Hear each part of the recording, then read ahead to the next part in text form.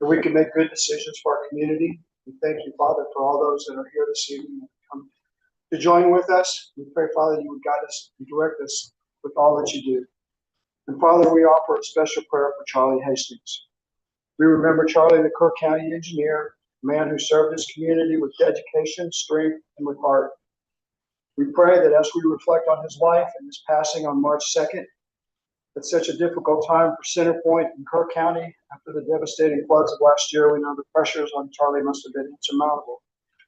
Lord, we thank you for Charlie's service, for his leadership, for the care that he gave others throughout his work and his life. He stood in the middle of challenges, keeping his community when it needed most. And may his example of service, faith, and commitment never be forgotten.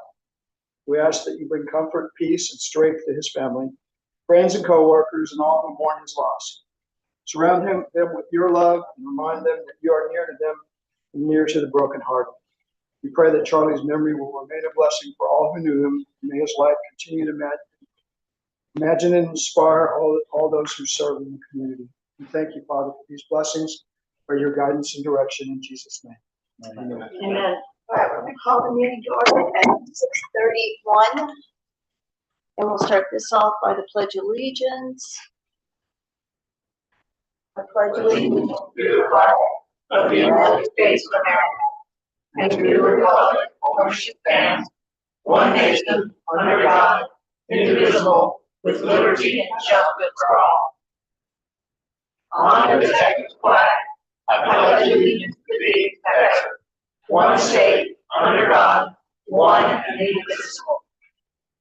All right. Good evening, everybody. Okay, we're going to start with number 2, our reports, presentations, and proclamations. I'm going to make a notice here. We're going to move the number 8, our executive session, or excuse me, number 7. We're going to move item number 7 to under 2B. Okay, so we'll go into executive session after 2B. Okay. Everybody okay with that? Mm-hmm. Okay. So we're going to start with 2A, presentation of a proclamation in recognition of the Red Cross Month to the American Red Cross. And whereas in March we celebrate American Red Cross Month by honoring our neighbors who make its humanitarian mission possible in Bulverde and Comal County. Every day their acts of kindness change lives, bringing relief, comfort, and hope when help can't wait. This compassionate spirit runs deep in our community, just as it has for 145 years through the American Red Cross. Whereas today, those who serve with the San Antonio chapter of the American Red Cross light the way during emergencies, whether it's delivering shelter, food, and comfort after disasters, providing a safe, life-saving blood supply for patients facing conditions like cancer treatment, childbirth complications, and traumatic injuries, assisting military members, veterans, and their families with 24/7 local support, or empowering individuals with skills like first aid and CPR that save lives. Whereas these collective efforts are a powerful reminder that the strength of our community lies in our shared commitment to one another. As we mark Red Cross Month, let's celebrate our local heroes and resolve to continue lifting each other up so no one faces an emergency alone. Now, therefore, I, Helen Hayes, Mayor of the City of Bulverde, on behalf of the City Council, do hereby proclaim March 2026 as Red Cross Month and encourage all citizens of Bulverde to reach out and support its humanitarian mission. Proclaim this 10th day of March 2026, in witness whereof I have hereunto set my hand and have caused the official seal of the City of Bulverde to be affixed this 10th day of March 2026. Wait, are they here to receive it? Yes, I did contact somebody. Said he'd be here today. Red Cross. Red Cross? No?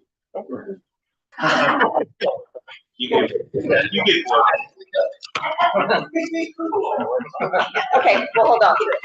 All right, well, we'll need to get it set. All right, moving on to 2B.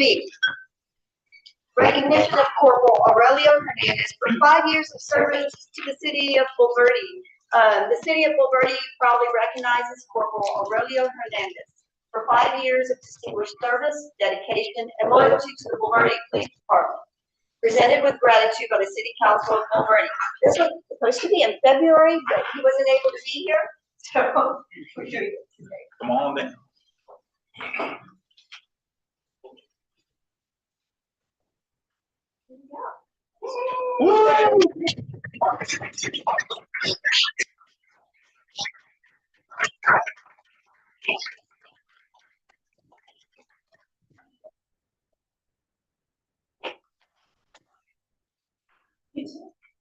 Yeah, yeah.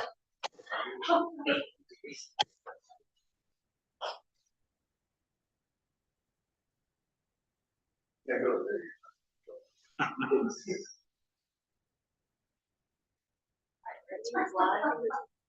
Stop.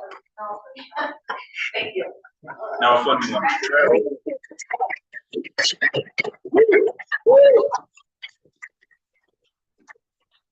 Thank you. Right.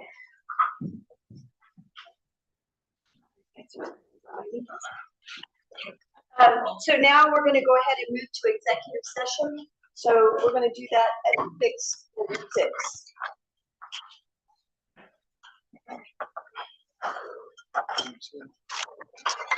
And Mr.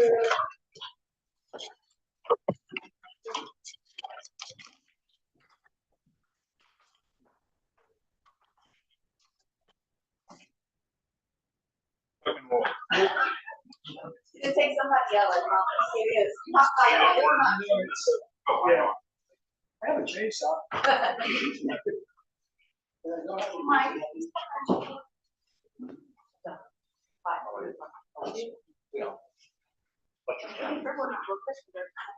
Happy the phone. He doesn't. Wait.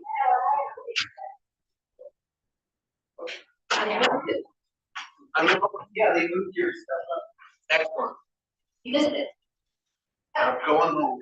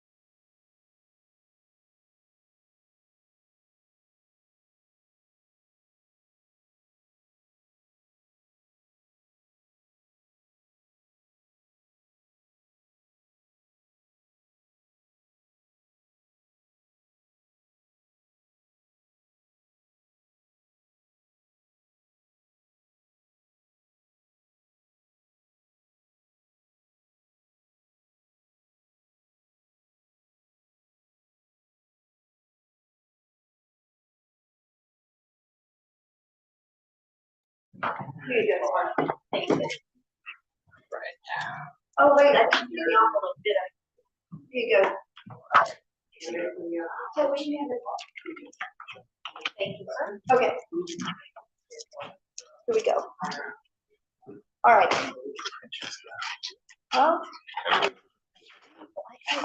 I'm getting prepared. I know. Nice.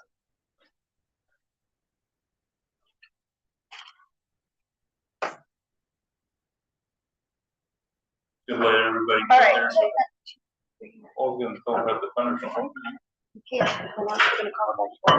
All right, we're gonna call this meeting back to order at 7:37. And wait, let me give you a chance. And we took no action, was taking in the executive session. Okay, all right. So we're gonna go on with 2C.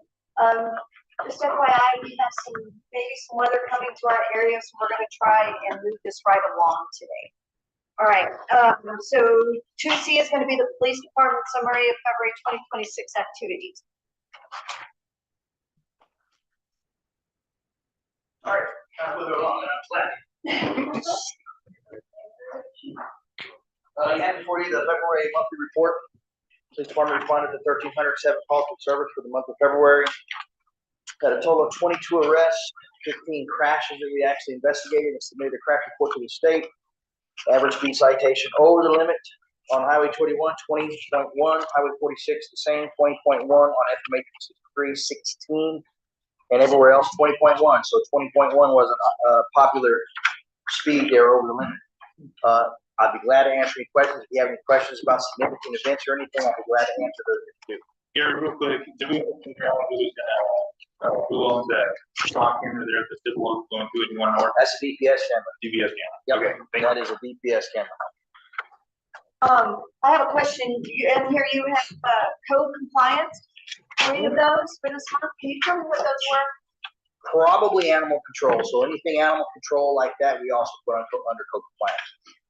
So I'm assuming those are going to be animal control, but we don't break them down on this report separately what they are, but I'm willing to bet you money that's what they are. So is it my understanding that code compliance does not fall under the police department anywhere under plan or under you?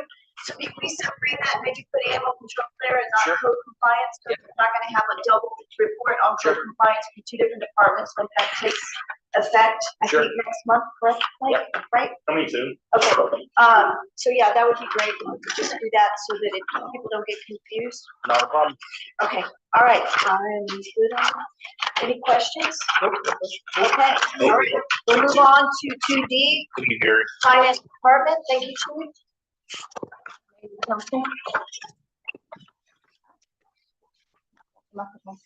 Okay, so I'm reporting on the month of February. For the month of February, we had our revenue collections at $2,516,970, which was the first of 2 of the larger ad valorem deposits. Year-to-date revenue collections at $3,449,000, so 3.5-ish, right at about 32.66% of our annual budget. I know that sales tax, we were a little concerned about that. We're still about 13,000 below our budget number, but I can tell you we do catch up within about $300 to $600 this month when the money comes in. So we're good, we're fine. We're going to be back in line.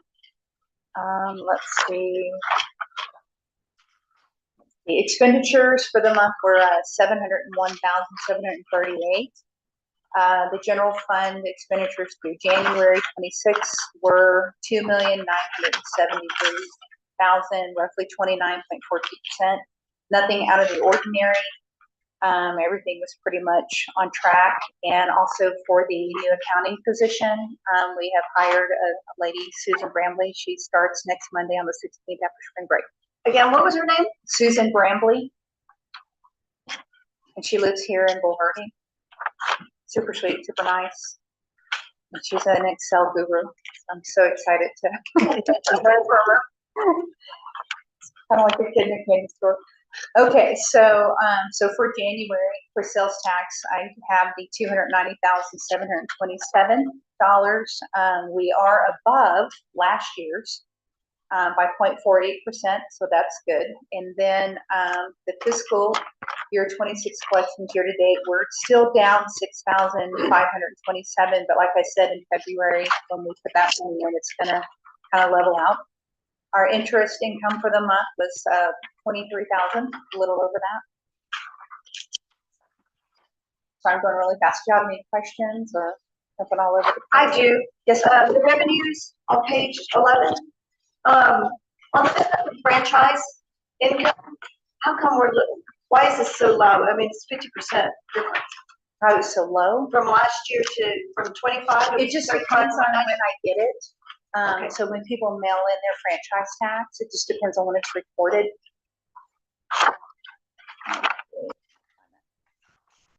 Page number for here. Yeah, there we go. 11 of 199. Yeah.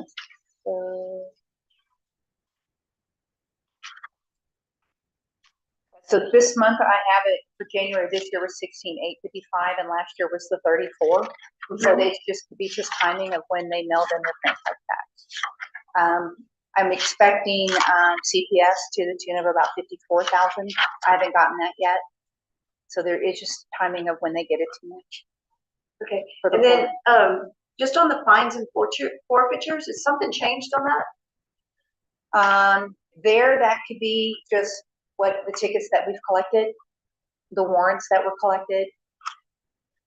Okay, but there is no rhyme or reason. There's really, no. It just kind of depends on the number of tickets we've written and kind of what kind of tickets have been written.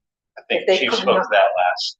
Yeah, our numbers are down across the board. Yeah, so if those numbers are down, then obviously the revenue is going to be down. And then if there's warrants that maybe last year they collected some outstanding warrants, maybe some big things there. Right. That's my only one. I'd really like to watch our sales tax for this year. Okay. Yeah, no, we were a little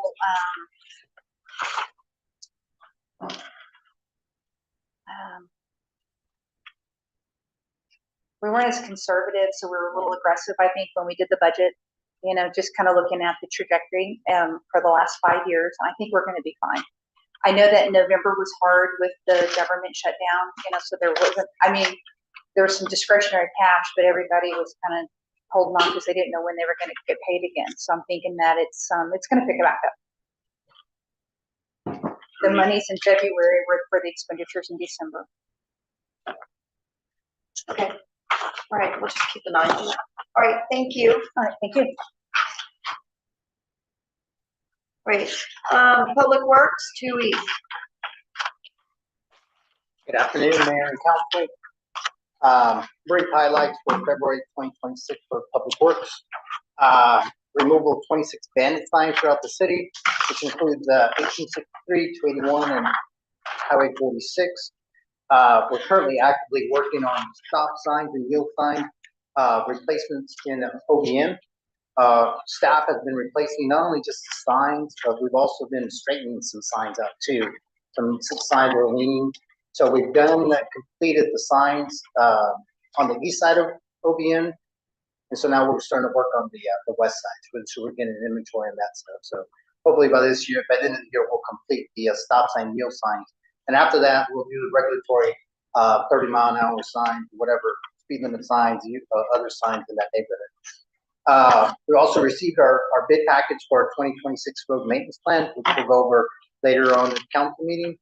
We also trimmed some trees along Grand Road and Highway 46 to address site distance concerns. We received a partial order of the planks for the parks, benches, and picnic tables. We also finalized our Singing Hills wastewater treatment plan, which we brought to council a couple weeks ago. And the most exciting news is the possible award from the Region 12 San Antonio River Flood Group has selected one of the submittals that we submitted as one of the top projects for submittal to the Texas Water Development Board. So we'll be hearing some of that pretty soon. So we're pretty excited about that. Other than that, does anybody have any questions? I had a quick question about the culvert inventory. Yes, ma'am. 10 roadway segments catalog for future maintenance review. Is that part of the culvert program that we deferred decision on? Yes, ma'am. Yes, we started working on some of those, identifying those culverts, for the, culvert drainage plan. So yes, it is part of that. And have we decided when that's coming back for us to look at? Not yet. We have not yet received, as part of the council's directive, we've not received any feedback from TCEQ regarding the actual permit. So we're just waiting for them to reach back out to us. So we are waiting, are we anticipating a response? We have sent them emails regarding the permit. We just, Are they going into outer space? Are they not just communicating at all with us at this point? they're basically, their answer is like, we'll send it off, we'll review it, we'll send it back to you with an answer. So we're just waiting. Is there any type of indication that this queue is gonna get us to? Let me answer that, jump in here. Yeah, please. It is not unusual when you're dealing with state agencies, to wait 12 months, 15 months, 18 months. This is not out of the ordinary, and Aaron has done a very good job. I mean, he's on it every 2 weeks, requesting the same request to get an answer on this. And we don't want them to forget about us. We're staying on top of it, but trying to pin a date on it is futile. We don't know when. Rest assured, we're trying to stay on top of it. And I would really like to say, if we have complaints about the state responsiveness, that might be appropriate for our state representative and our state senator. For sure, but in regards to the sanction that we've negotiated at this point, is it to such a degree that we need to really push some money into a reserve for it, or is it going to be something of nominal degree that we can survive? The submittal that we submitted, which is the supplemental environmental package to TCEQ, will supplement the actual fine itself that we submitted. And I recall going through that with Danny, and that there's some, I forgot if they can determine that we are acting in good faith to correct this deficiency and a comprehensive fix for it, that there's a reduction in the possible sanction for that. And we haven't been awarded that reduction yet formally? Yes, initially when it fell into my lap, the actual fine itself was I think $48,000 to estimated cost. But during the process, we submitted this supplemental project, which reduced the cost initially, I think now to like a little above 37,000, I believe. Don't quote me on those. Right. They did reduce it, but not by a substantial amount. Okay, during that process, one of the options that they gave us was like, okay, you can either pay the fine and you can go on, or you can submit a SEP, which is a supplemental environmental project. Okay, so the supplemental environmental project is actually the MS4 plan that was created by Freeze Nichols for us to submit for the MS4 permit.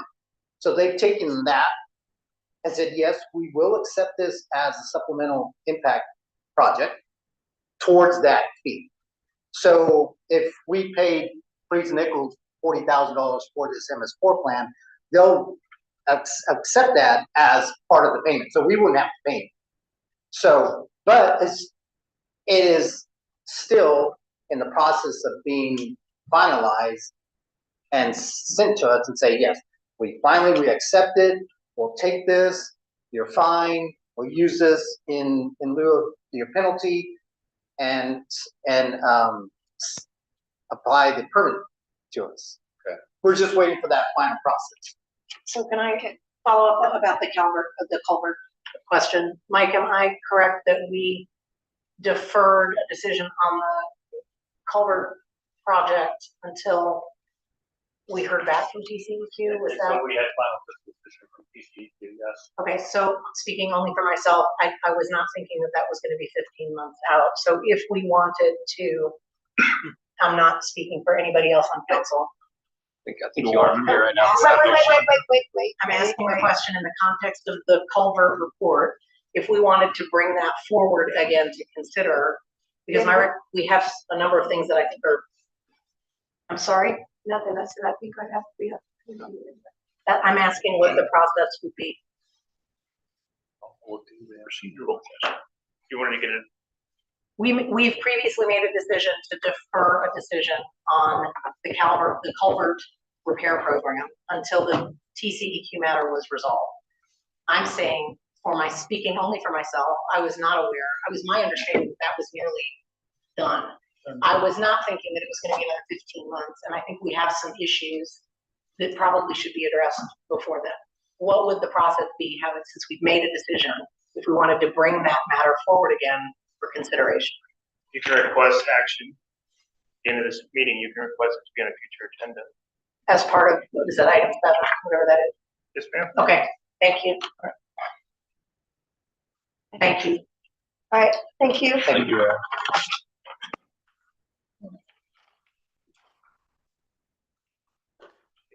Parks and Recreation. Good evening. Okay, so our last part meeting was on February 17th. Our vice chair, Dominic Perez, has been working on the donation tree. We're still getting quotes for materials to make the tree so that it can be mounted to the wall outside the bathroom near the small playground. He's got a mock-up here. This is just a mock-up, not anything set in stone.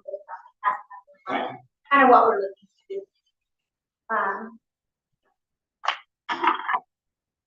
In the mock-up, the tree would be 25 feet wide and 10 feet tall to be able to be seen behind the 3-foot tall bushes that are right there in front of it. The board did suggest that he talk to the Smithson Valley High School Welding and Ag program to see if they could do it as a class project. That way the materials would just need to be bought, that's it. He's working on that right now, and we should have some sort of update next month or this month, so we'll be able to come back with that. Any questions on the tree? Angie, do we have funds for that already? So how much are you looking to spend it? Well, it depends on what comes back with from the high school. I mean, if it's just material, it could be something as low as $5,000. It all depends on what they tell us. So it's still a work in progress, and this is a project that could, go into next year. We don't have anything set in stone yet, by any means. How spirited is this project? How spirited is this project? Oh, very. I mean, we're trying to find a solution. We're just trying to figure it out, Yeah, I think Smith Valley Welding Work up there would be great. Community involvement, free labor. It's just something to think about. Are you continuing? Yeah. You have more to add? I have more to add. Yeah, I just didn't know if you wanted any questions on the tree itself. Okay. Okay, so our stargazing party had to be canceled due to the weather again. So it's been canceled twice now. It's been rescheduled to June 6th from 8:30 to 10. I was told there's no moon that night, so there's plenty of opportunities to see the stars and the Okay, did you say that? I'm sorry. It's June 6th from 8:30 to 10. Dominic and I will be attending the Texas Parks and Wildlife Grant Forum on April 30th at 9 a.m. in New Braunfels. We're there to learn and ask questions on our grant application process, which monies that could be used towards this tree if we needed it. We're just trying to see what we can qualify for. We were told we were able to qualify for some money with our Texas Open Space Parks Master Plan. They have 2020 numbers, so I know that we need to update our numbers with them, and that's what we're going to ask about. We're hoping to secure funds to replace or repair maybe the large playground structure, the pour-in-place flooring as it needs a repair. It's got a couple of big holes in it. Music in the Park starts on March 18th with Ruben B as our band, and we're excited to kick that off. The Parks and Rec Board will have a table set out there to allow the public to inquire or provide suggestions on our Parks and Rec Open Space Master Plan process. They'll be out there from 6 to 7 for any questions anybody has. At our last concert on May 16th, we'll be celebrating our nation's 250th birthday with a special patriotic night. To include our band singing the Star Spangled Banner, accompanied by the Smithson Valley High School marching band members. We're hoping to get the ROTC out there as well. Free cake is coming from ATB, Nothing But Cakes, and we're having some red, white, and blue giveaways that night as well. We're working with the chamber on that to get that advertised. Let's see, the Little Lending Library at Craywicks Park is doing great. I've had to add books twice now, so it's going very well. Both parks have been added to the Manning Family Public Library pop-up library schedule, where they come by with their vans. They offer activities and opportunities for kids to listen to a story and obtain a library card, which is really cool. I've asked them to reach out to our department here at City Hall, collaborate so we can advertise that a lot more, get it out there so people know that these events are happening at our park. That's all I've got, unless you've got some questions for me. Thank you. Thank you. All right. Number 3 is consent agenda items. All the following items are considered to be routine by the city council. There will be no separate discussion on these items. There will be a motion. Items may be removed by any council member by making such request prior to a motion and vote. 3A, consider approval of the regular city council meetings from February 10th, 26th and February 23, 26th. 3B, acknowledge and receive the City of Bulverde Police Department 25 racial profile report in accordance with the Code of Criminal Procedures. And 3C, consider approval of an ordinance canceling the City of Bulverde's May 2nd, 2026 general officers election, declaring unopposed candidates elected pursuant to the Texas Election Code and providing for notice of cancellation. I move we accept the consent agenda items as stated. Second.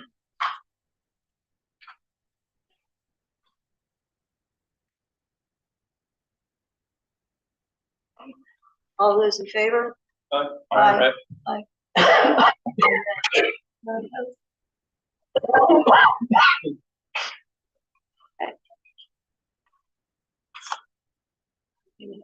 We're going to move on to the regular agenda items.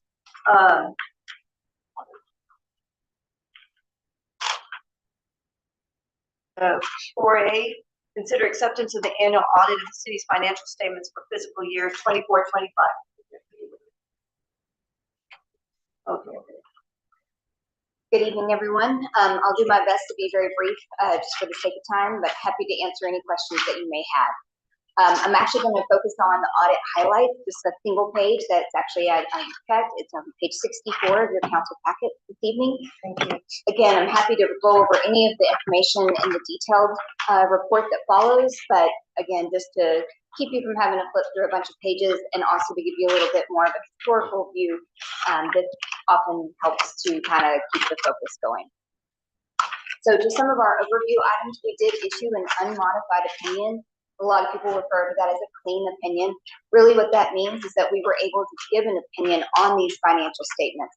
We did have a couple of journal entries as part of our audit procedures. They were very routine in nature, and we didn't consider them significant corrections.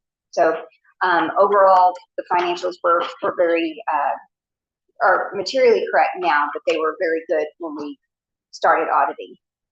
I'm also happy to report that we had no material or significant findings, as well as really no other written findings or recommendations at this time.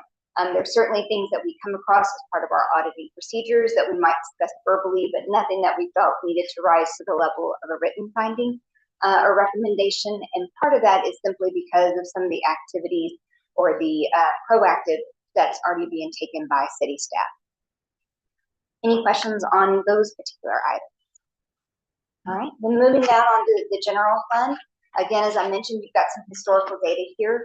Mostly I'm going to be talking about kind of the comparison from 24 to 25. That's for year ending September 30, 24 to year ending September 30, 2025.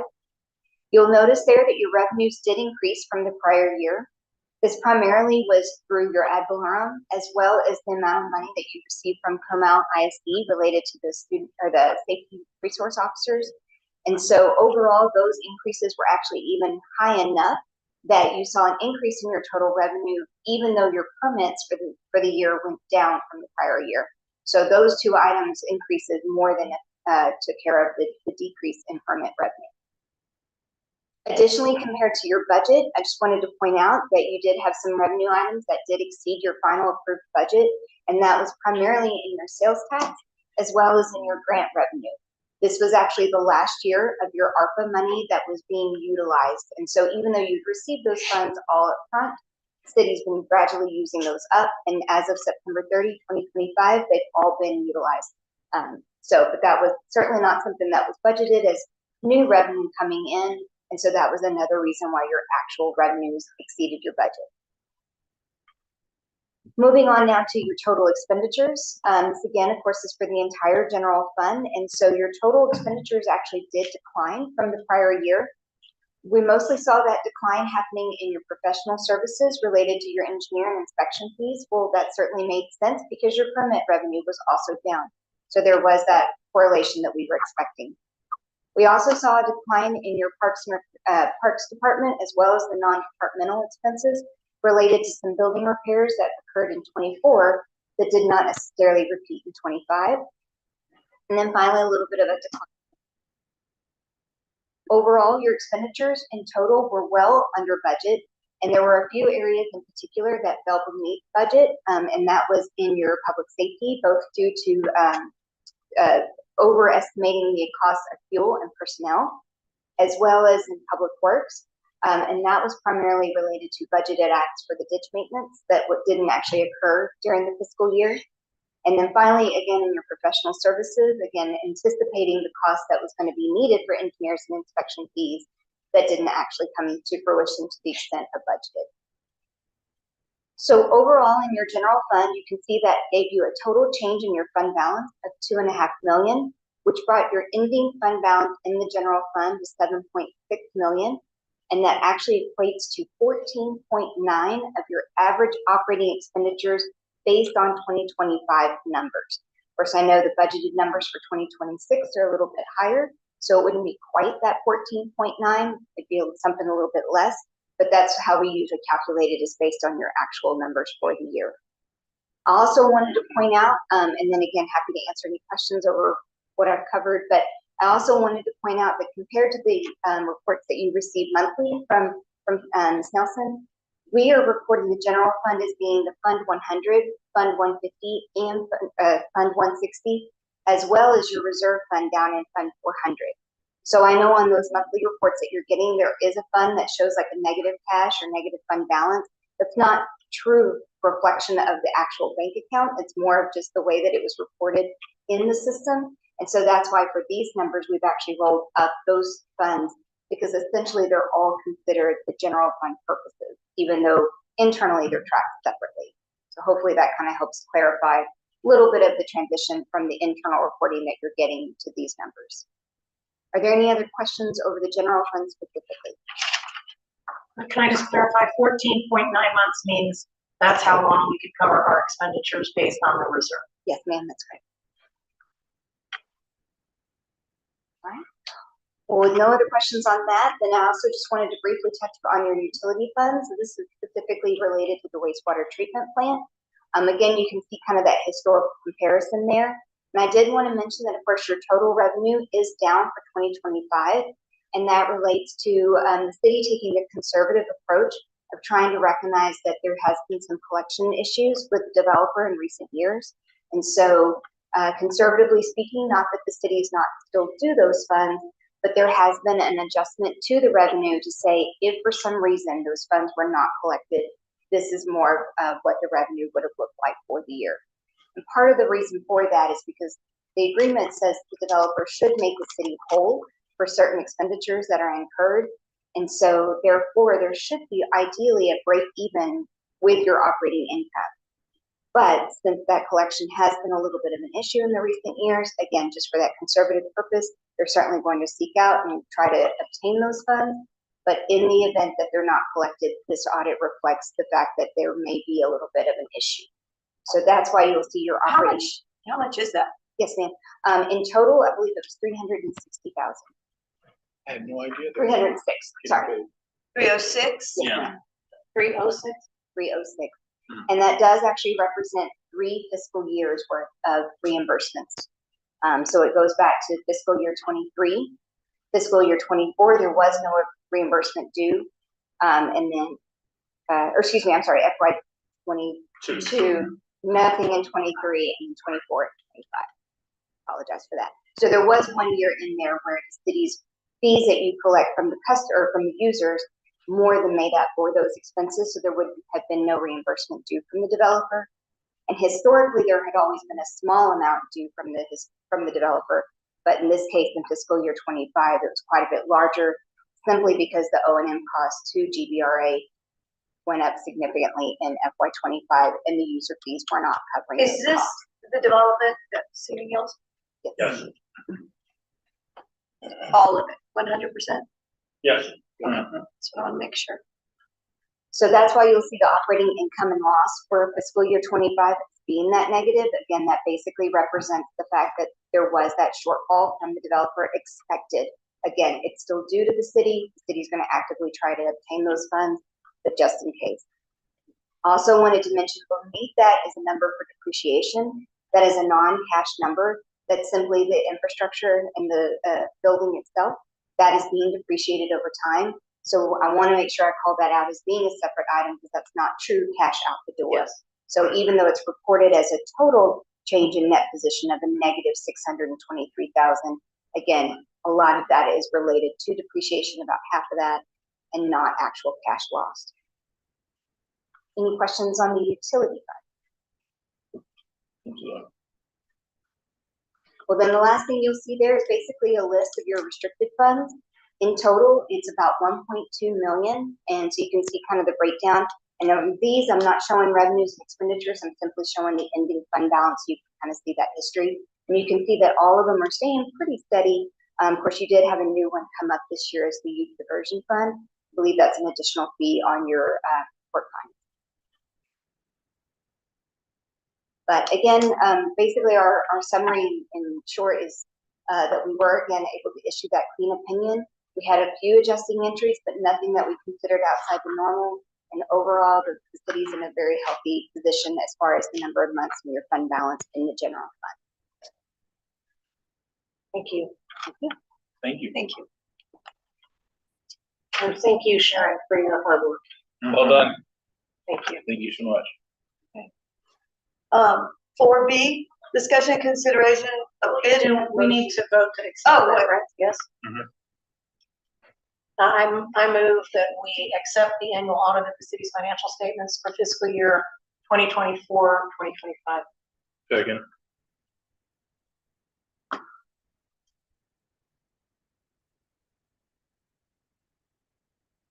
All in favor? Aye. 4B, discussion and consideration of bid award for project number 2026-1 and project number 2026-2 street maintenance program. Good evening, Mayor and Council.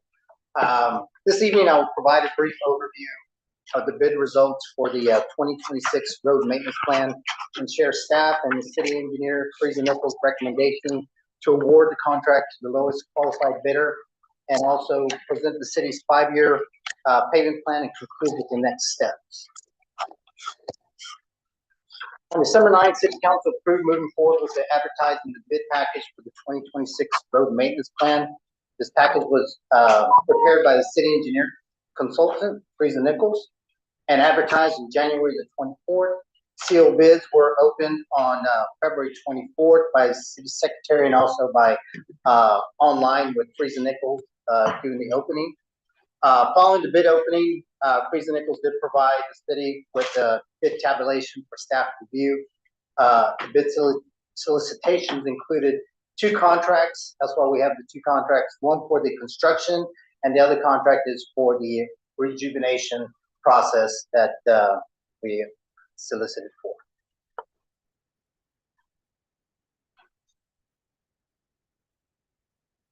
So the rejuvenation, that would be just for, that's the Edgewood. Yes, that's it. Yes, the recommend, yes. So after reviewing the bids, Freezy Nichols submitted their letter of recommendation to the city recommending awarding both a contract to the lowest qualified bidder, which is LCR. Same December council meeting, council directed staff to return with the 5-year maintenance plan. In tonight's packet, council will find an overall map of the 5-year plan, with each year shown in a different color, as well as individual maps and streets listed in each specific year. So your package has the individual map with the actual streets listed on there as well. For you.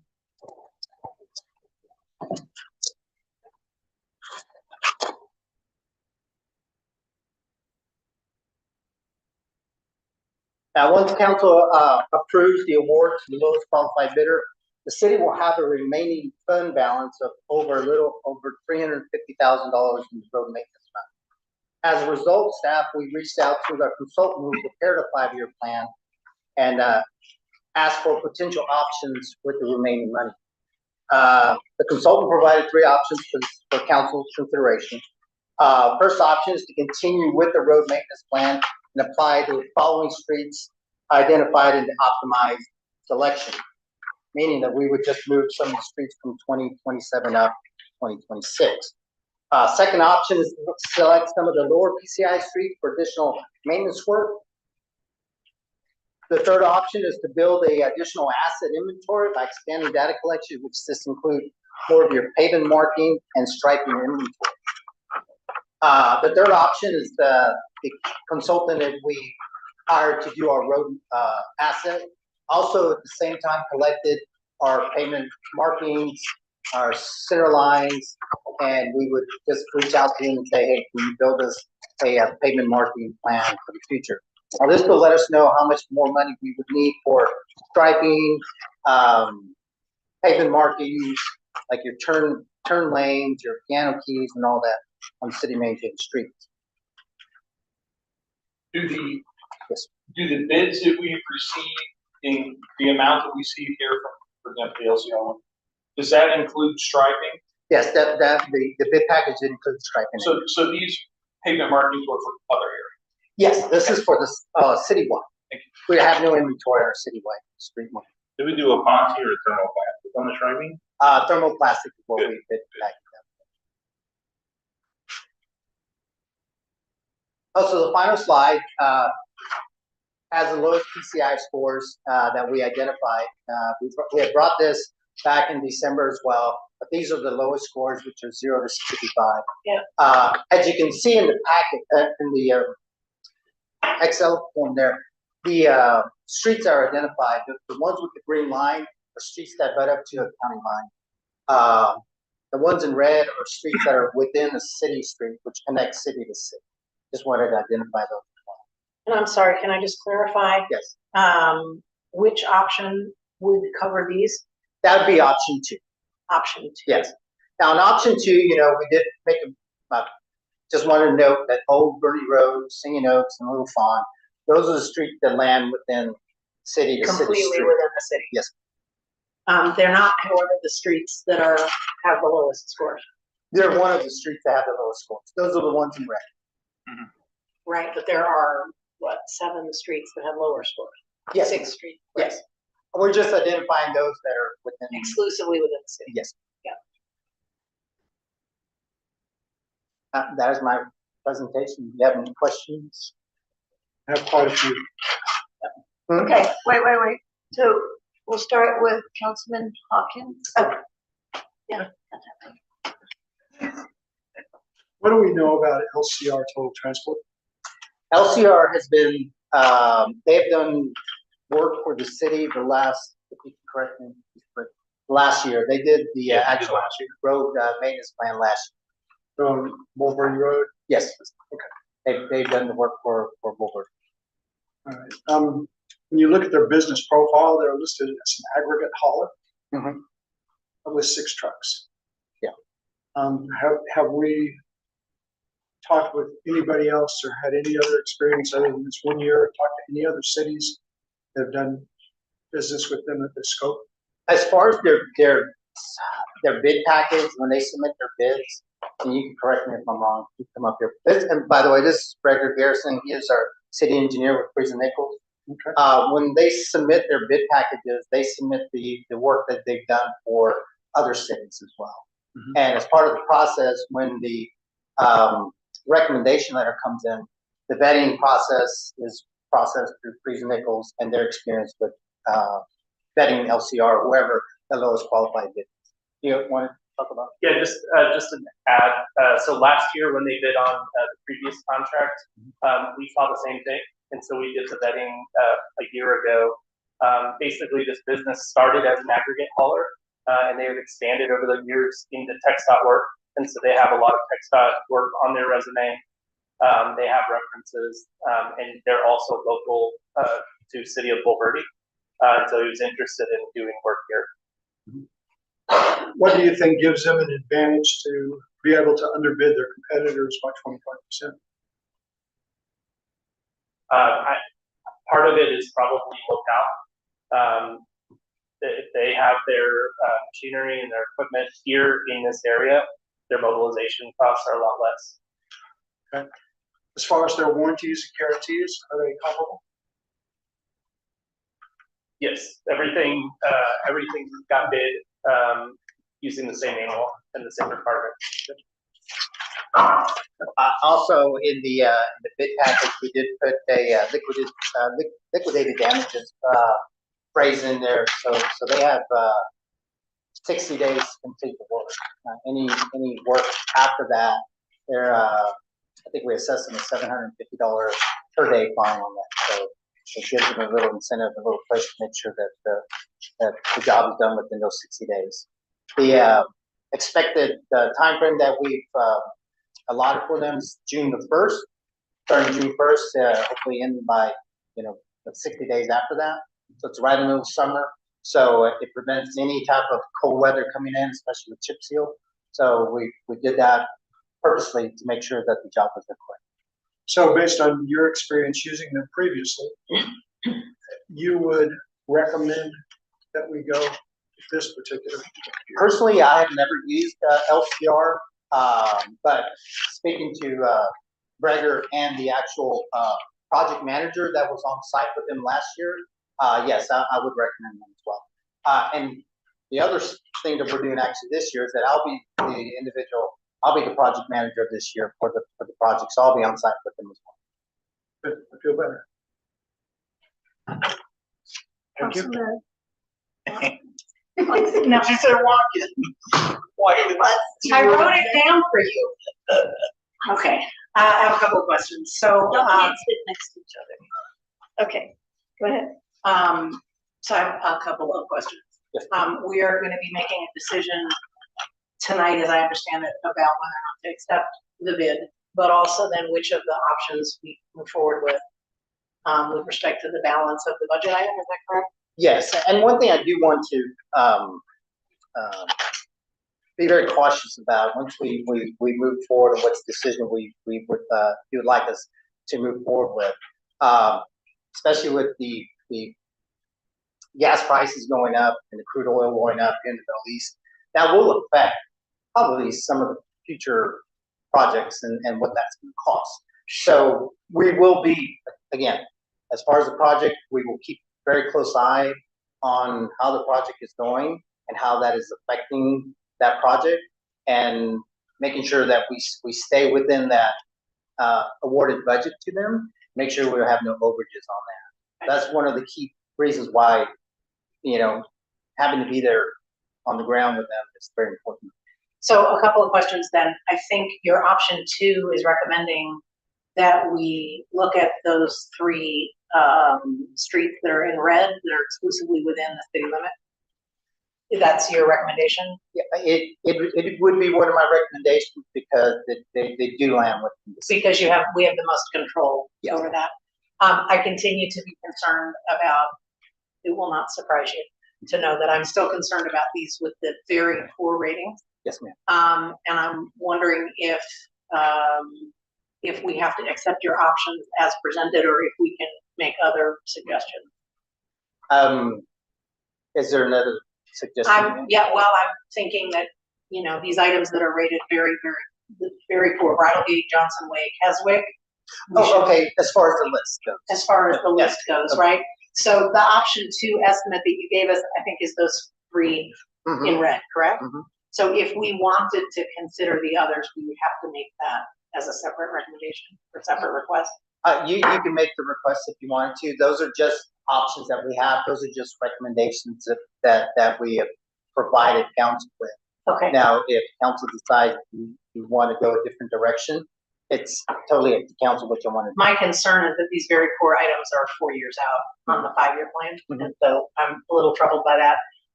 Can you tell me how that 5-year plan was assembled? Did we do that with the assistance of a consultant or? Yes, the RAS, they have a system, it's called BOSS. The BOSS is an optimized scenario system. Basically, what they've done is part of the process. We gathered all the information when they went out and did the driving of the roads with the van, and gave them the options of what we have, the actual treatment plan that we have, and they put it into a program which just starts developing. It optimizes it. It optimizes, yeah. Right. And basically, what it optimizes is how to stretch that $1.5 million more each year by keeping that PCI up to that same level with the actual treatment that we have. But that's the optimization that it does. So once we go in this year, let's say we select some of these roads, then we put that into, we submit that to them. Everything Everything should be, yeah. So then we start the optimization over again. But for the most part, everything is set, ready to go. And so with respect to the the 5 items that are in green that bump up to a county line, have we had a conversation with the county about coordinating that work? Yes, we have, and they've it's a said simple no. no. They've said no. They've said no. Okay, so, yeah. I've got something on that. Wait. I've also got something on that, okay? Wait. Let her finish. Thank you. I think I'm done. My concern is that I think we really have to get these very cores. Mhm. And I would like to get an opportunity to take a deeper dive into the Yeah. 5-year plan, which is a good start, but this is, I think, our first take at that. Yes. So I'm assuming if we accept that tonight, there's room then for us to reevaluate next year when we sit down and look at sort of where we're headed with this. Mhm. Okay. Thank you. Councilman Kravitz, The plan was first. it's your turn. It's your turn. Remember what you're gonna say. Yeah, I will. Yeah, I was just trying to, it was tagging on her comment. ahead. Yeah. So, yeah, I'll just start by tagging off of that. So like Kinswick, you look at Kinswick, that's like a 200-foot stretch of road with 2 houses on it. I can see what Boss is doing with the program. It figures load on the streets. You know, a street that's very poor, that has like 3 or 4 cars drive on it a day, is going to stay very poor for a long period of time. The PCI is not going to change much, as opposed to maintaining the PCI of these other streets like Casey that have just an extreme amount of load and wear and tear on them. I was actually surprised that the initial street maintenance plan that you had mill and overlay on Casey. I said, no way, Casey, you can mill and overlay. I drove it, and yeah, sure enough, it needs mill and overlay. There's semis going like Casey now. Mhm. I'm just saying, so I'm not trying to be a jerk to the people that live on Kinswick. I'm just saying, from a business standpoint, you know, it's all preventative maintenance. I'd be open to the idea of adding some of the streets into this year, but there's also another option. Since we came in a little under budget, normally in the contracts, it's my understanding that you can go like, you could carry the street maintenance, I think it's like 10 to 20% farther than the scope that we were in the budget. 25%. I think it's 20, around there, yeah, 25%. Matt, is it 25%? It depends on the numbers. This is the public works contract. So anyways, if 20, 25%, you can carry the scope of work farther and make up that deficit, and get more for your money. I'm sorry, explain that. I don't. So we did the scope, like a certain length of Casey Road, you know, we have starting and end point. And so normally in these contracts, they'll allow you 20, 25%. You can extend that scope without having to do anything. You just pay for the actual road maintenance. And so that's what I'm getting at. That's another option that we could explore. We could continue the maintenance farther because we have the money to do it now. And then, so are you happy with the bid, and are they using our spec? Yes, they're using all our specs that. The quick set. Yeah, Yeah, it's in the contract, so, Yeah, I think the bid was good. yeah. So, LCR, I think they did a good job last year. And so okay, I just need your personal assurance that you'll be out there to monitor the weather and make sure that the new nozzle won't truck. I will, trust me, I will be there. Look for the limestones. Yeah, I will be there. Yeah. I will be there every That day. was Public Works Director's fault. Slammed over. Okay. It's fine. Councilman Hayes? Um, Oh, are you done? let me think for a minute. Yeah, sure, I'm done. Councilman Hayes? All I was gonna say is if you look at your option one, it says the estimated amount that we would have from option one to use $287,000. Yes, If and you add up the option two amounts for those, it only comes to 198. So you have 88,000 more that you could potentially add into some of those green ones that we're concerned about. That way, you can carry the word. If I'm reading that correct. It would still be the red ones that you mentioned that are within the city, but you could pick up, Johnson Way, you could pick up Keswick if you're worried about that, Cherry Lee, any of these other ones to get to the 88,000, and we're not going over what we Councilman Goff?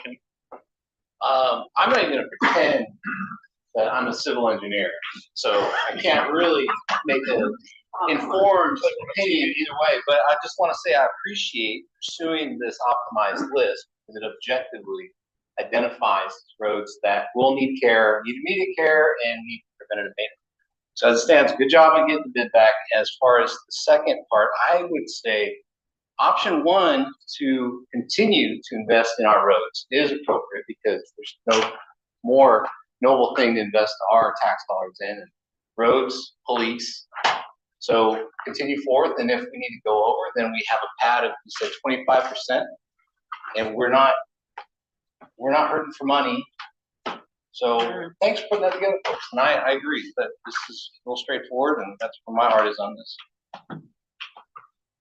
Okay, so I remember asking Councilman Hayes had asked for a 5-year plan that we stayed into the 1.5, and that we requested the 5-year plan to actually be able to look at it and to approve which roads were, back to what Councilman Watson was saying down here, reference picking the roads and which ones we wanted to go forth. So am I understanding that this bid is exactly as is, or that we can make changes? Because we had kind of said that we wanted to see the 5-year plan. Councilman Hayes had asked for a 5-year plan prior to approving which work was going to get done where, once we had the amounts that they were going to cost, that it was going to cost. now the bid package that was approved was the bid solicitation for the 2026 road maintenance plan. Yeah, as presented. Because I know that Councilman Hayes had asked for chime in there. Yeah, no, we were trying to decide at that time what we wanted to have in the package. And I wasn't sure, I don't believe that we actually determined that was that the 2026 was exactly the roads we would do. Now, maybe I'm wrong on I that. think we agreed that we were gonna accept it as permitted or as presented to get the bid process started. We might have, I don't. But that was the exact language.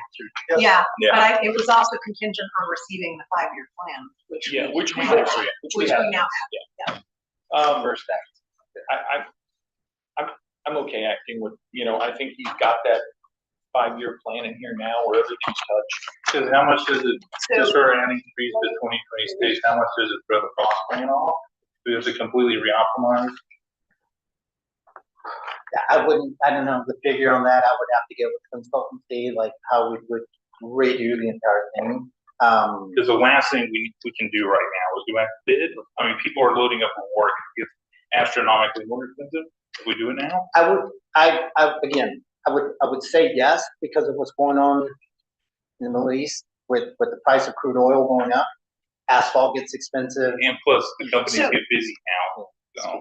We're Uh, kind of just push us further down. We were early to the party, and that's why we cheap. So to continue where I was, also after talking to the engineer on Old Bulverde Road, on Old Verney Road, excuse me. We also discussed that they were doing the curves in the under part of the road. are we gonna do the same on that road, or is it again gonna be another road to where it's gonna look different from the county to the city or the work the city's doing? So it depends on what you're talking about. Well, when we What- met with the engineer, he was talking about making sure that we did all the curbing and everything on the edges so that if we didn't deterioration underneath the asphalt that was there, Yeah, the and one then thing- be able to do the checking of making sure that we don't have any deteriorating underneath. So- Yeah, the process that we're doing and that we submitted is basically to spec of what a textile project would be and the way a road is built when we do a chip seal, when we do a mill and overlay. Now, if the county does a different process, it's that process. Doesn't necessarily mean that it's the best process that's available.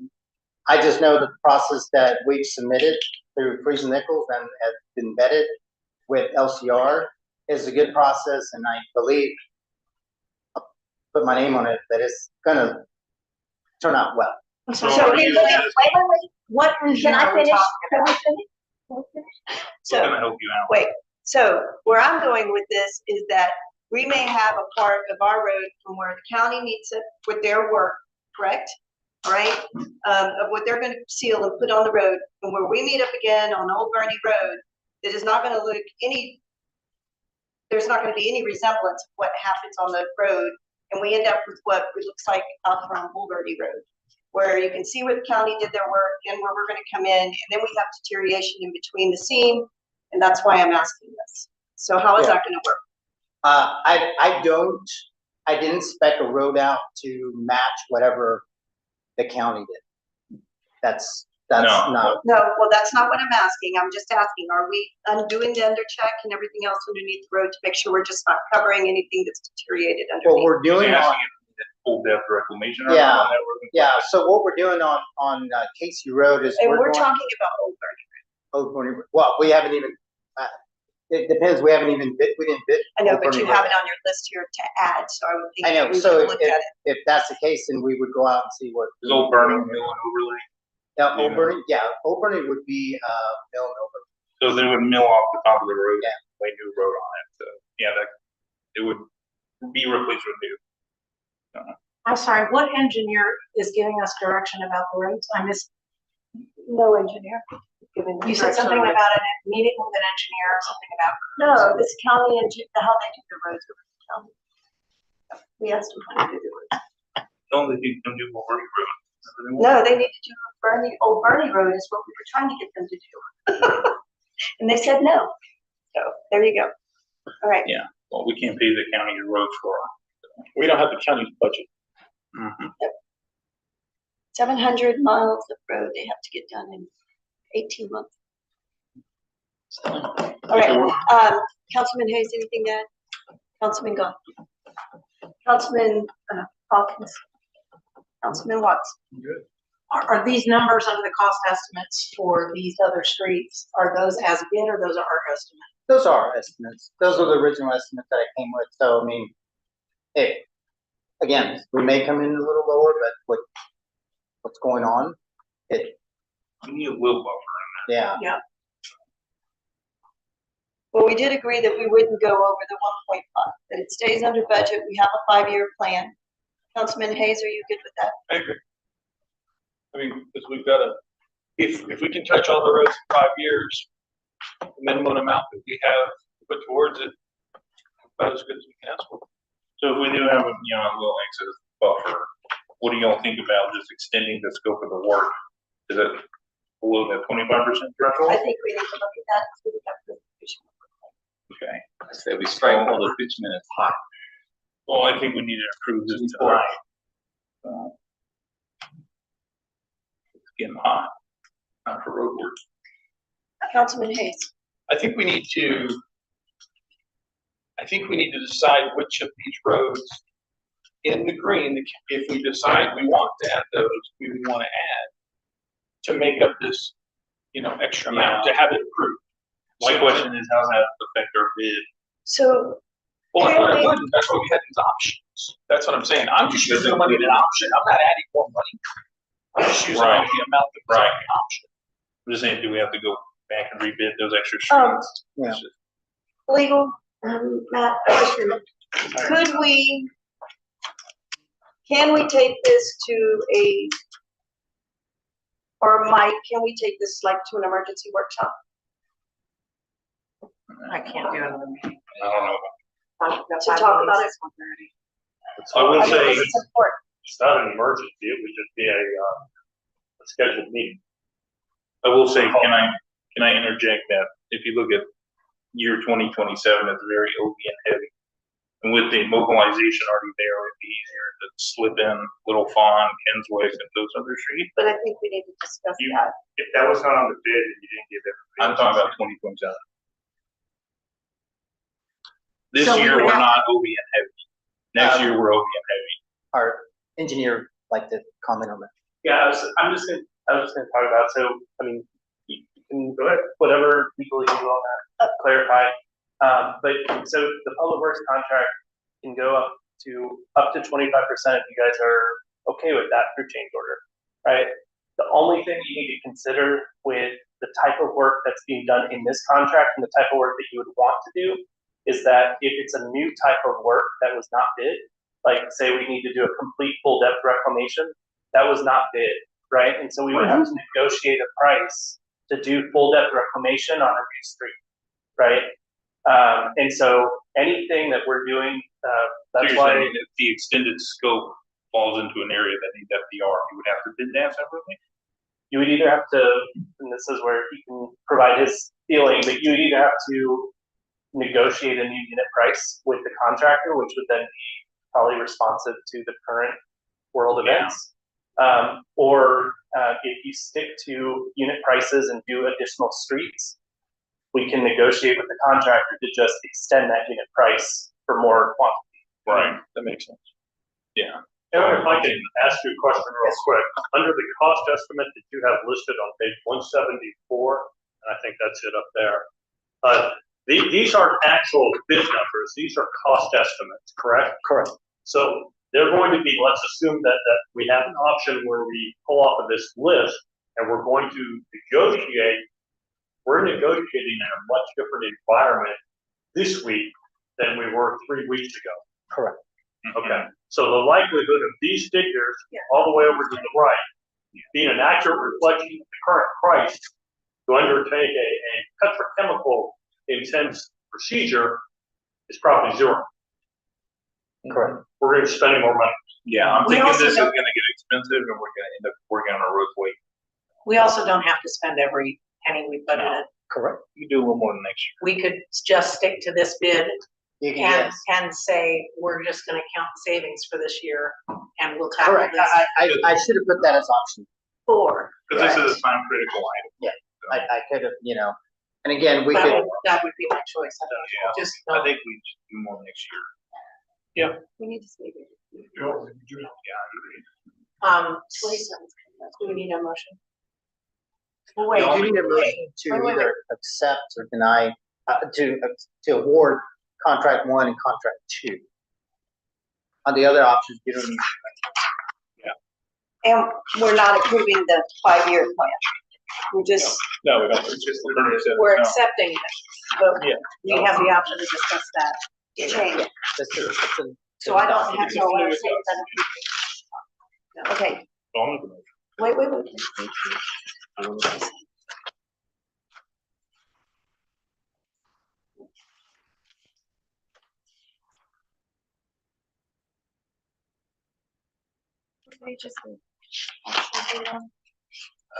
Once I got the meeting.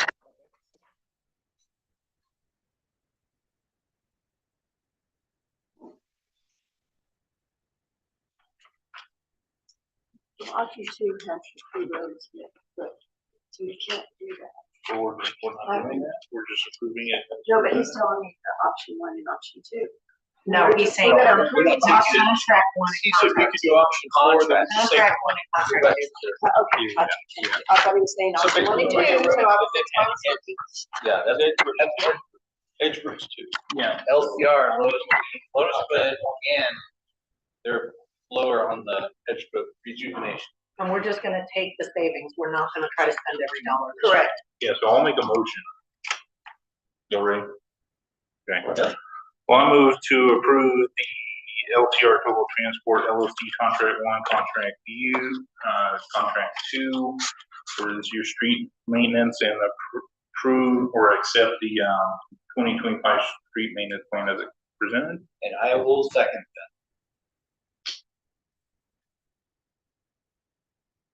All in favor? Aye. that. Aye.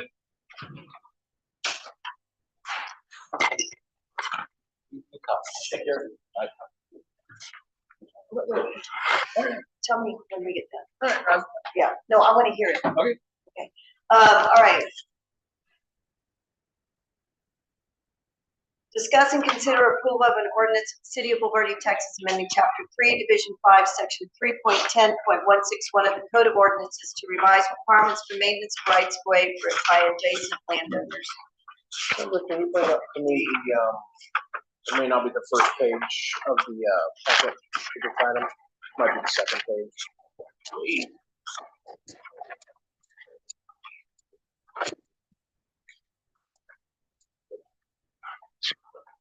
Yeah, that's fine. Can you come on a little more for me? Mayor and Council, this is a house cleaning ordinance. You had asked us about this ordinance during the budget process last year.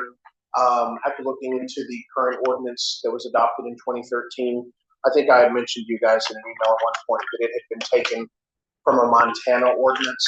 It had been kind of just ripped out of the middle of it. That was written in 1968. It was not really clear what responsibilities were being imposed on the public, where those began, where they ended. And so what I've drafted here is a very simple amendment that preserves the intent and as much of the wording of the ordinance as it was adopted in 2013, but it does define, clarify several issues. The primary one is that we clarify that property owners who are adjacent to right-of-way are responsible from their property line to the center line of the right-of-way. Under the old ordinance, we could have gone to the other side of the road or across an intersection. It was not clear where that line looked like an infinite line of liability for the property owner. Then we just restated some of the language a little more clearly about the clear zone you have to maintain basically in the road, beside the road versus over the pavement, and also for sidewalks in the one area of the city that has them. And so I'll be happy to take any questions you might have about this. I have a question.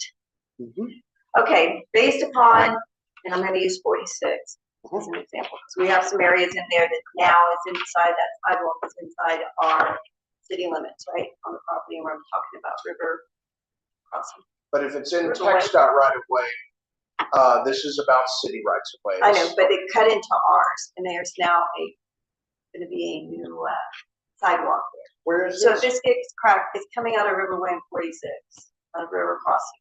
Oh, Okay, so they're putting a new sidewalk, so with the expansion a little bit, it's now inside our area. What we know, and I think it's like 47 feet, or something like that. you're saying TxDOT built the sidewalk on our right of way? Well, when they expanded, we have to, yeah, it's inside our right of way.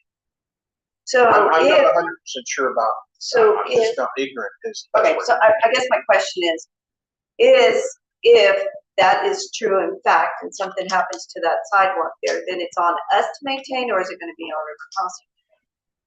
I'd have to see exactly where this sidewalk is. TxDOT should not have been making any improvements in our rights of way.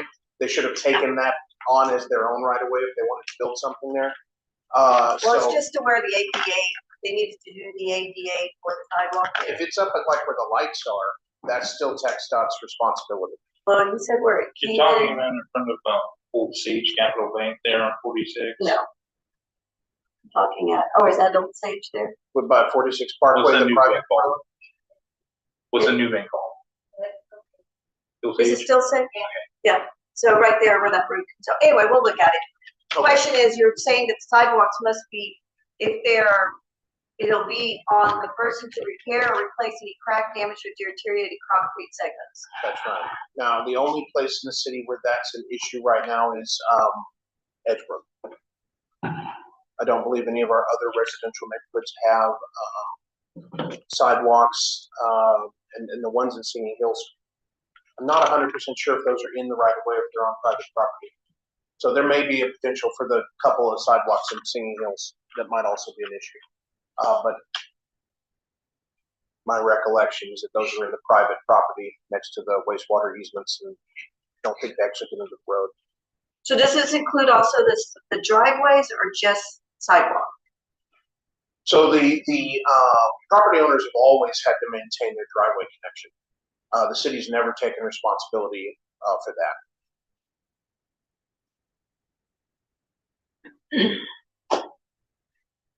Councilman Hayes?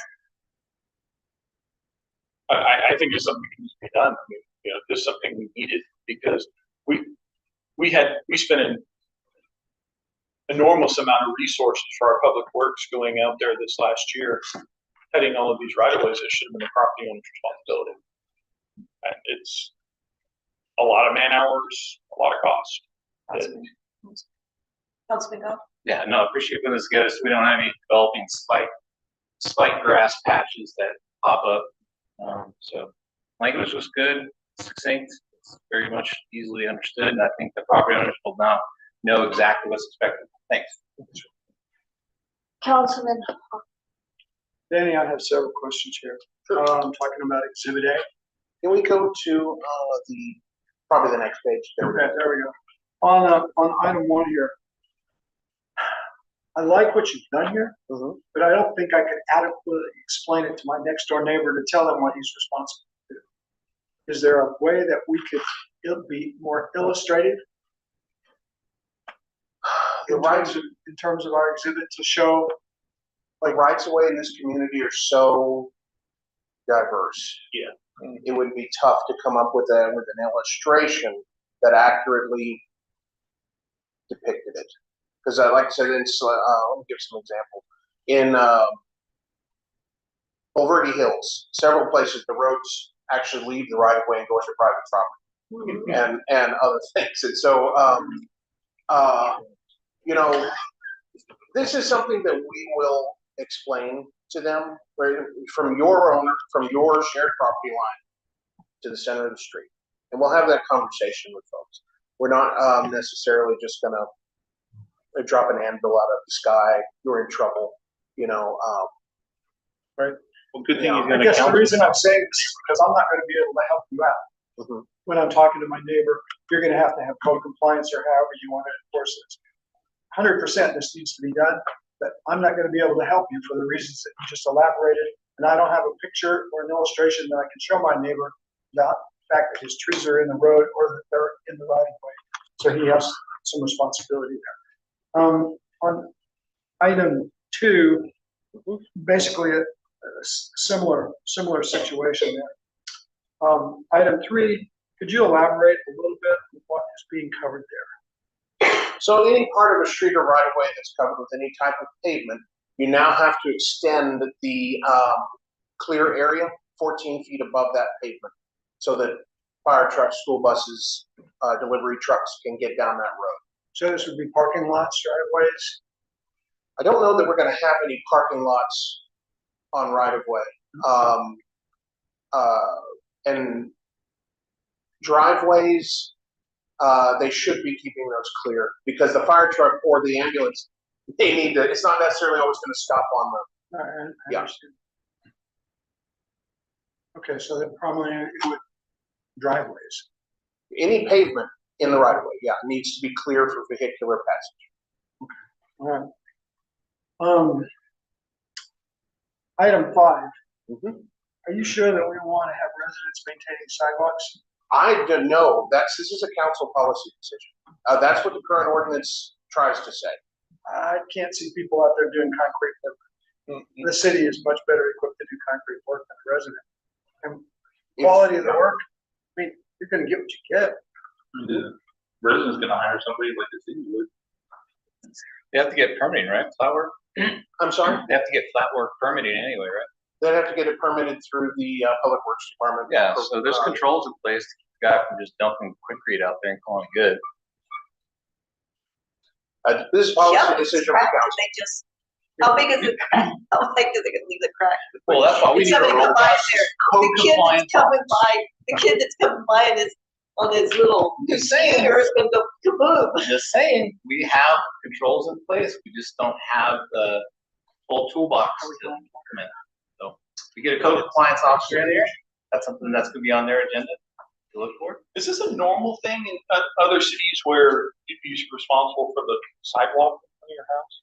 There are some cities that do it, yes. San Antonio? Sorry, point of order. Point of order. Are we going in order? Nobody cares anymore. So I've been trying all night long. Watkins going. If it's a Well, council Mr. policy- Councilman Hopkins was If this is a going and council everybody policy, else jumped in. It is still Councilman Hopkins. It's just the first time that I've heard that it was a council or a city policy that people were responsible for maintaining their sidewalks. If that's- And when this was That's what it is, and adopted, that's what there it is. were none. Right. I mean, There were no city-owned sidewalks in the city. Understand completely. Yeah, understand completely. And if we want the resident to be responsible for a sidewalk and maintain it, I'm okay with that. Okay. That's basically all I have. I'm not gonna be able to help you too much with my neighbor, I'll never be able to explain this, but what you have is good and it's neat. Thank you.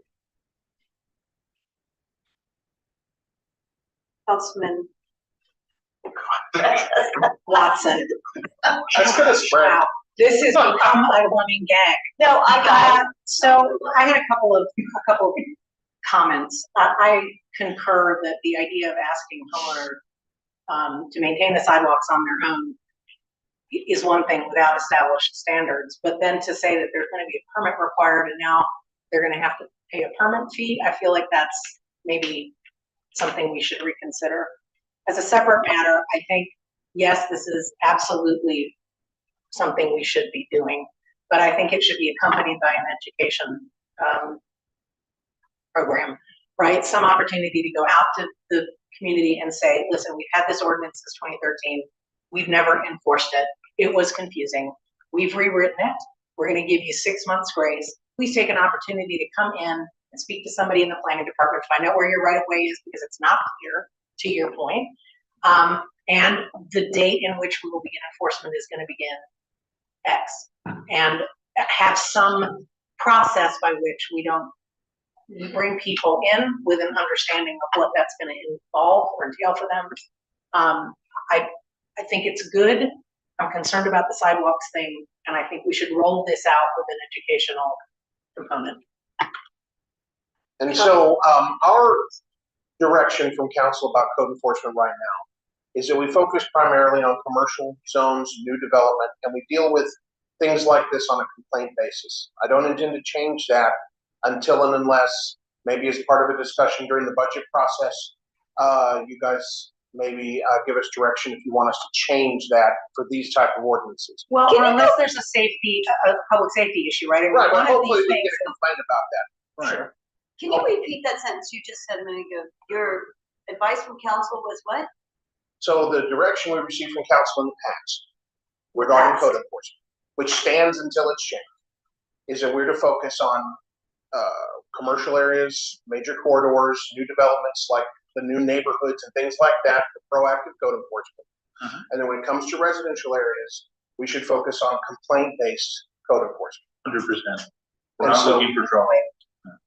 That's our current practice. Now, council can change that at any time, tell us to focus, make, like, if you want code enforcement officer to patrol for this, go find it. We would need more direction for that, and that's not necessarily what we're agendized for tonight, but I just want to make that point clear. And we did talk about Councilman that.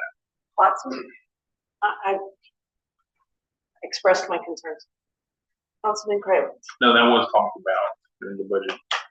You know, and I think this is crystal clear to me, and most importantly, it's all encompassing. And so, and what y'all gotta understand is this isn't a new ordinance. The right of way has always been property owner's responsibility. This is just clarification. So I have no problem with it.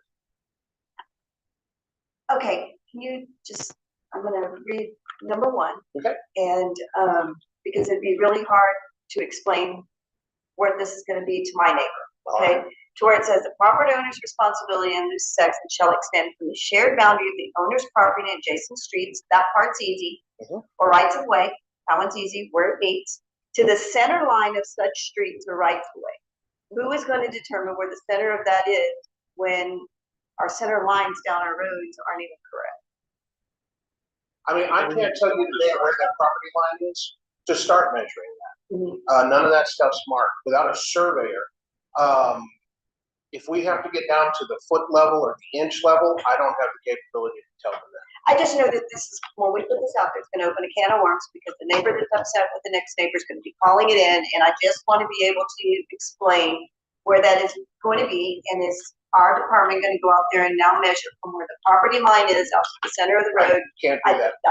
I understand, that's why I'm. But the way it's written now, I don't have anything to tell them.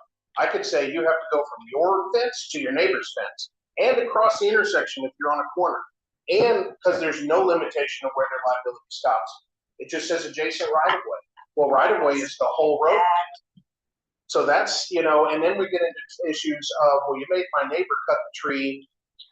It's gonna be ugly. And, well, yeah, I mean, there's obviously concerns about that, but at least I have something. No, I agree, we need something, I'm just trying to.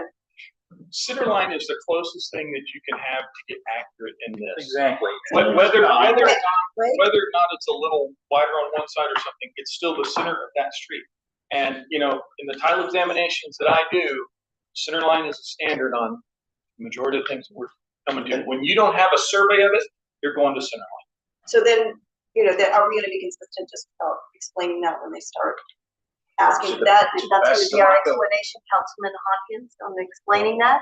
They could personally wait. reach out. Councilman Crayley, please wait. Please wait. Councilman Hopkins. So if we're using a center line, we have to understand, to explain this to the homeowner, he will have to understand what the right of way is from the center line and how much of that extends to his property. Well, and I think that for most roads, Let's I don't take a think we're gonna residential road in Bulgaria Estates, because that's where we're out and doing my dirty work. most of these things are not gonna be that close to the center line. There are a few places in town where we've got a tree canopy. But if it's, you know, 15 feet between the two trees on each side, we may not know exactly where the line is, but we know those trees are both on the other side. It's one of those things you can. So are we, It's wait a gonna be minute, obvious. Councilman Crayley. Well, on Highline, we still have trees that fell during the freeze, and they're still encroaching, they're still growing into the streets. So, But as long as they're not past where if there was a yellow line on Highline, or I assume they're not going very far because vehicles are yeah, passing. they're starting to run over. So people, to get two cars to pass might be a little iffy, but one can still get around. I mean, the best I would do is stand in the middle of the roadway and say, what side are you on? And if there was really an issue. Yeah, I mean, It's all hard you to do- imagine. I mean, I can imagine a few scenarios where that would potentially happen, but without a survey, because in some places, the road is actually all the way on one side of the center line. There's a couple of places in Bulverde Hills where one right-of-way owner, they're both on the same street, but one has no pavement from center line to their, and the other one not only has pavement from center line to their property line, they've got pavement on their property. That's a rough situation. And so Center line's your only option, really. So I mean, I I'd be think- glad to take another standard, but I can't. Okay, basically know what we have here, how we need all this, so who is going to be the deciding factor when you go out there and we have this many discrepancies, whether this works for you and this one works for you, and why did he get this, and why did he get that, right? I'm just asking, because it will come up at some point, and I mean, we'll just I get it. Rumpelstiltskin, I'll I try to spend understand. strong gold again. I understand, I just, just asking. I mean, this is a serious issue, and there are concerns about it. You know, when we actually try to draw up an ordinance that defines it, we start to see some of these challenges. Absolutely. But I also, on the flip side, the folks understanding it's very important. Being able to defend it in court is very important. I have to be able to go into a judge and a jury and say, here's what the code says. This is all encompassing, yeah. And so there's a compromise to be made between understandability and enforceability, and I've tried the best that I could with that. Thank you, Danny, I appreciate it. Okay, I guess, we can look at this to see, Can I make a motion? hold up, that's what I was gonna do, give me a minute. I'm gonna make a motion that we consider approval of this an ordinance of the City of Bulverde, Texas, amending Chapter 3, Division 5, Section 3.10.161 of the Code of Ordinance to revise requirements for maintenance of rights of way by adjacent landowners. Do I have a second? I will second that. Okay. My second. Go ahead, Please. Chris. Thank you. Okay. And then all in favor? Aye.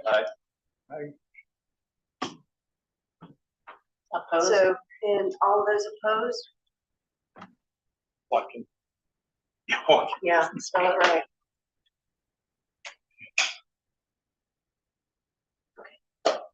All right. Thank you. 4D, consider and take action on the creation of a park fund as a restricted fund in the city's budget. So we have a developer, in lieu of developing a park area, has elected to pay the fine to the tune of $15,681.60. This money needs to be put into a restricted fund that can only.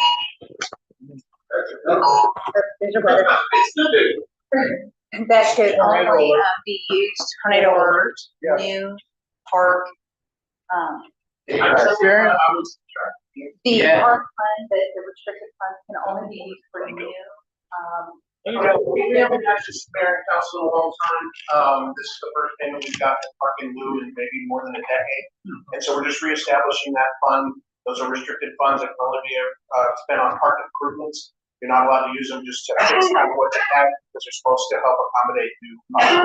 It's in lieu of them not building a park, correct? And this is In which development was that? This is the Lawbach development. Okay. We got 20 acres, 5 acre plus lots. Okay. And then what will happen, the Parks and Rec board will come to council with suggested items that they would like to spend this money on. You guys will vote on it, review it, and then approve it or not. Okay. And you can get your tree. You just go read it, so many like donate it. Yeah, even better, preferably. Shucks. Freeze, wait. Okay, wait. So, we're voting on approving this fund to put this money in. Yes, For it not to be touched until we, decided. sure. Councilman, who am I calling up? Councilman Hawkins. I'm fine with this. Okay, Councilman Watson. Councilman Kraywitz. Say okay. Okay, Councilman Hayes. I'm good with it. Councilman Goff. No comment. Okay, we have a motion. I make a motion that we approve the creation of a park fund as a restricted fund in the city's budget. Second. Okay, all those in favor? Aye. Okay, moving on. 4E, discuss and consider approval of an ordinance of the City of Bulverde, Texas, amending the fiscal year 25-26 budget, repealing conflicting ordinances, providing severability clause, and providing an effective date. So what we're doing with this, we're increasing the revenue monies to better align with the study with the new rate for the wastewater treatment plant, the user fees, and secondly, to recognize the revenue for the, to add those both to the budget, to increase both revenue.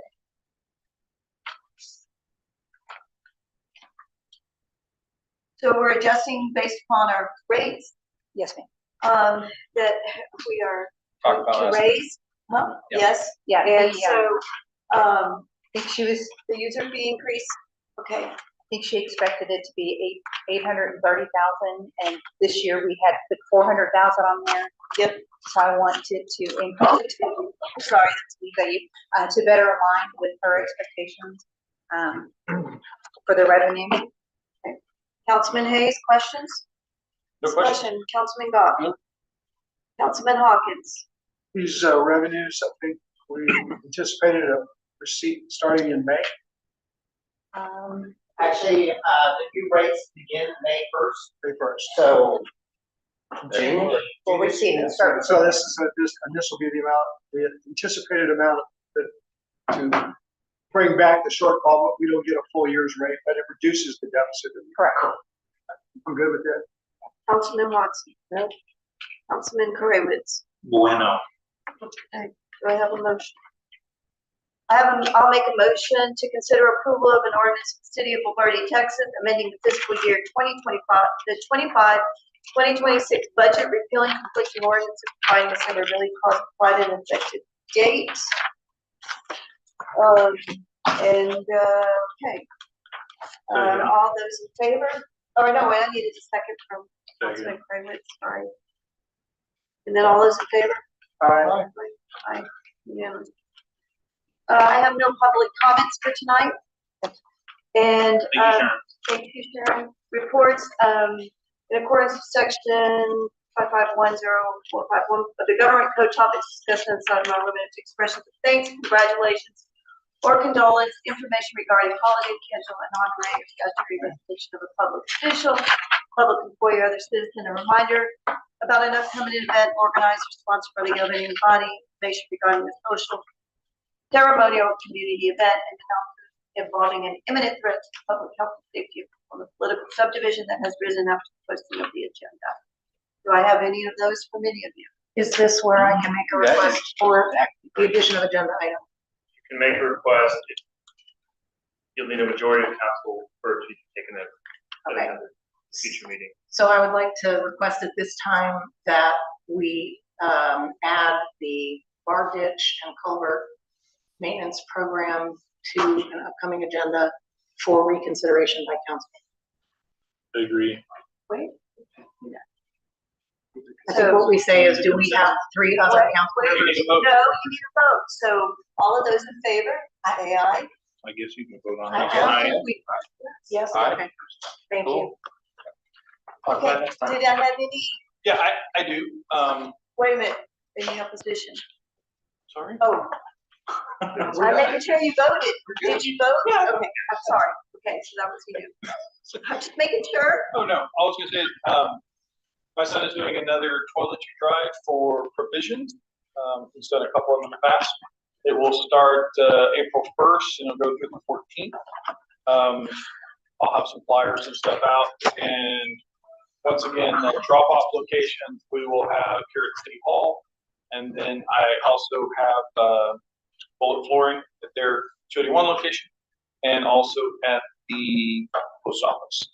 So they're looking for the usual toiletry stuff, body wash, shampoo, conditioner.